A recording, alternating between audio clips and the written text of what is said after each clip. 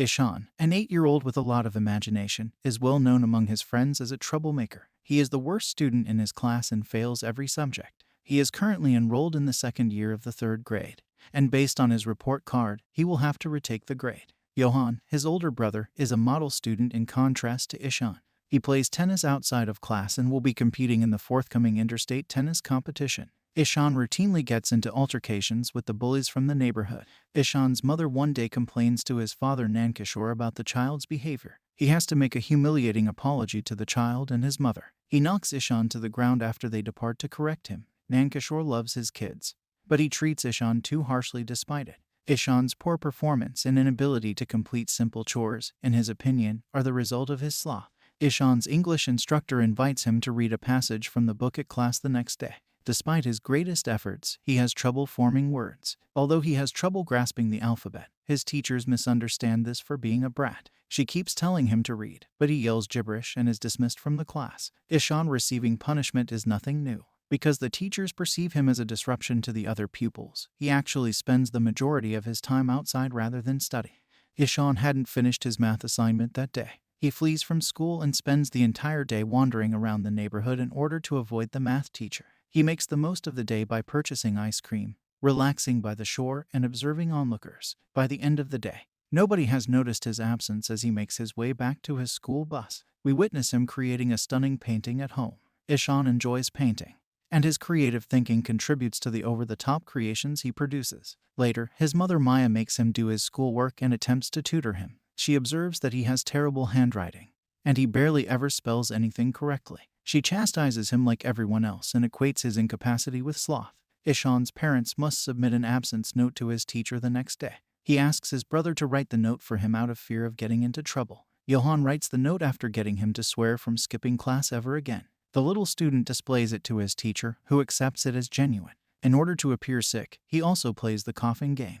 The students take an exam by surprise from the math teacher that day. When Ishan receives the test, he notices that the letters appear to be dancing. He is asked to multiply 3 by 9 in the first question. The young boy visualizes a battle between the 9th planet, Pluto, and the 3rd planet, Earth. He justifies the number 3 by daydreaming about the Earth destroying Pluto. He submits the test while leaving the other questions unanswered. He asserts with confidence that he fully enjoyed the test when questioned by his pals. Nankishore returns from a business trip the following day. Ishan is ecstatic to see his father again and gives him a warm embrace. Nankishore, however, discovers the false absence note from the previous day while eating breakfast. He learns after looking into Ishan's disappearance from school that he was exploring the streets by himself. The parents visit his instructors and principal the following day, who criticize his in-class behavior. Additionally, they learn about the outcomes of the most recent arithmetic exam. Ishan is thought to be a particular youngster who requires transportation to a school for kids with disabilities. According to the principal, Nankishore finds the idea of his son having a disability abhorrent. Due to their concerns for their child's future, both parents decide to enroll him in a boarding school. Ishan is vehemently opposed to the notion. Although his parents do not want to be apart from him either, they act in his best interests despite his rebellion and pleads for them to keep him at home.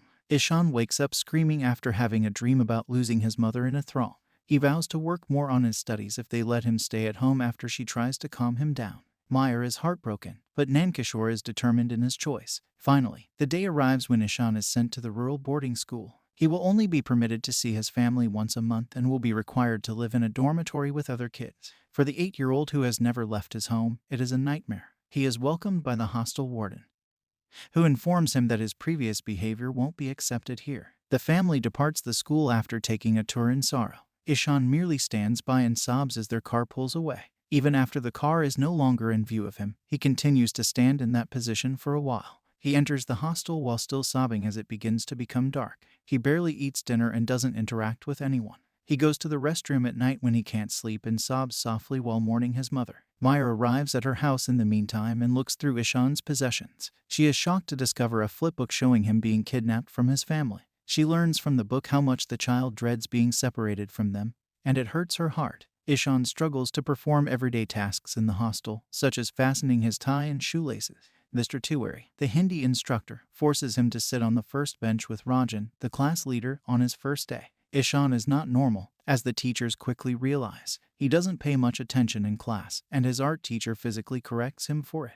Nothing has changed from his past school behavior. He is consistently removed from the classroom as a punishment and barred from participating in any class activities. He eventually becomes so irate that he rips his books to pieces and discards them. He quits putting in effort to perform well in class and descends into a spiral of depression and self-hatred. After a month, when his parents finally meet him, he locks himself in a room and sobs for the first time since he last saw them. He runs outdoors and makes several laps around the basketball court when prodded to rebel. To give him a respite from his life at the hostel, the family checks him into a hotel for the night. Johan offers him a gift basket full of painting equipment, but little does he realize that Ishan has completely quit painting and has blocked away his artistic side. The family bids him goodbye and abandons him once more the following day. Ishan is at his lowest point ever later that day. He considers how it might feel to jump from that height as he peers down from the school's terrace. Rajan, his lone companion, interrupts him and informs him of their new painting instructor. Ishan doesn't give it much thought because he has never received assistance from a teacher. The kids are taken aback when the new teacher Ram shows up for class dressed as the Joker. In contrast to all other professors, he sings a song, plays the flute, makes them dance, and lets them enjoy the class. The depressed Ishan doesn't take part in any of it, but the old Ishan would have liked it. The kids' first assignment is to draw or paint anything they wish. Ram wants them to express their creativity so that he will know what to work on next. Ishan doesn't even touch the paper as the kids begin to draw many things that are all distinct from one another. Ram initially thinks the child is taking a moment to reflect, but Ishan's notepad is still blank when class is over. Ram inquires after him, concerned, but receives no response. Ishan refuses to speak when Maya calls him that evening. Instead, he simply holds the phone to his ears. He is told that because Johan has a tennis match, they would have to push back their next visit by a week. This simply serves to reinforce Ishan's belief that his family doesn't value him. He lets out a single tear and then turns to leave silently. Ram notices Ishan huddling outside the classroom the following day. He inquires about him to Rajan because of his curious demeanor. Despite his best efforts, Ishan struggles to understand letters, according to Rajan. Ram has a keen eye for youngsters who are different because he works in a school for disadvantaged kids. He searches through his past journals to learn more about Ishan and discovers a pattern of errors that are frequently made. He can't stop thinking about Ishan, even when he is teaching the special needs kids. He can relate to the young person because he once faced a similar issue. A few weeks later, he realizes what Ishan's real issue is and goes to meet his parents in his hometown. They kindly accept him and permit him to view Ishan's bedroom. Ram is shocked to learn that Ishan once painted. That the youngster lost his brightness as a result of the pressure placed on him makes him even more unhappy. Nankishore disparages his son, saying that he despises learning and is lazy. In retaliation, Ram demonstrates to them the pattern in Ishan's errors. He frequently inverts the letters, as if he has trouble telling them apart. Even so, the father still links it to sloth, but Ram asserts categorically that he is mistaken. He claims that Ishan suffers from a neurological disorder called dyslexia that makes it difficult for him to comprehend certain patterns, such as letters and words. He also struggles with coordination, which prevents him from tying his shoelace. The young child must have been in great pain because no one recognized his inability to read and concluded he was just being lethargic. Ram is retaliated against by Nankishore, who believes Ram is calling his son a retard. Ram asks him to read the foreign characters written on a box so that he will comprehend. Nankishore finally understands what his child may be going through when he gets reprimanded for not understanding the letters. He continues to deny that his kid can support himself with his one and only passion for painting.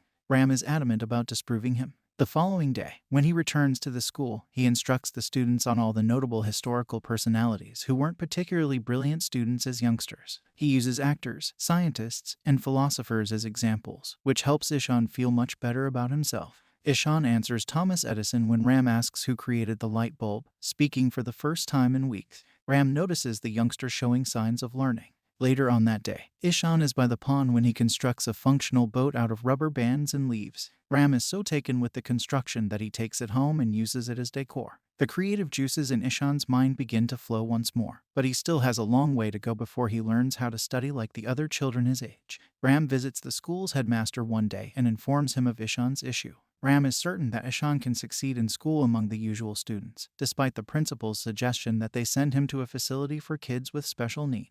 He proposes that the teachers recognize the child's issue and offer the appropriate assistance. Ram offers to tutor Ishan every day after school, but the principal says it's not possible. It is permitted by the principal out of concern for the child. The following day, Ram begins teaching Ishan how to distinguish between the alphabet's letters using a variety of inventive techniques. Sandboxes, Play-Doh, sensory techniques, and other things help them learn. To learn how to compute, Ishan also uses audiobooks and stares. He finally learns the letters that the other teachers had been unable to teach him for years in just 2 months. Nankishore shows up at the school one day to chat with Ram and brag about how they are doing more research on their son's ailment. He wants Ram to know that he is a proud parent and that he is not an absent one. Ram, on the other hand, attributes the child's loss of confidence to the father, something even Nankishore cannot dispute. He observes Ishan attempting to read from the notice board as he exits. He sobs and can't bring himself to look at him since he feels bad about unintentionally hurting his child.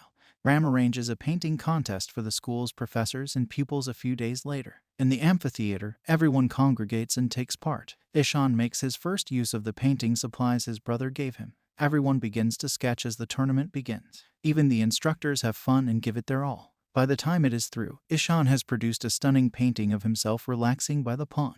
He discovers that Ram painted a portrait of him as he approaches the front to present the painting. The sight renders him dumbfounded. Soon after, it is revealed that the winning painting will grace the cover of the new yearbook.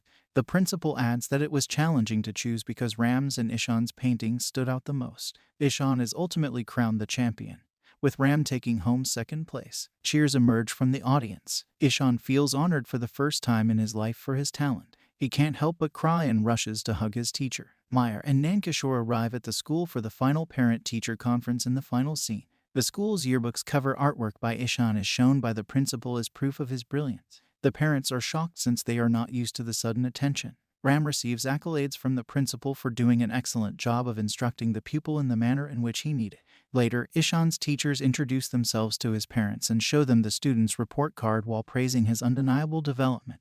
The pair sheds happy emotions as they watch their son play outside. Nankishore expresses gratitude to Ram for helping Ishan and regrets his actions. Ishan then bids Ram goodnight and takes a trip back to his village. To support the channel, switch on the notification feature, subscribe for more videos like this, and leave a like. I appreciate you coming.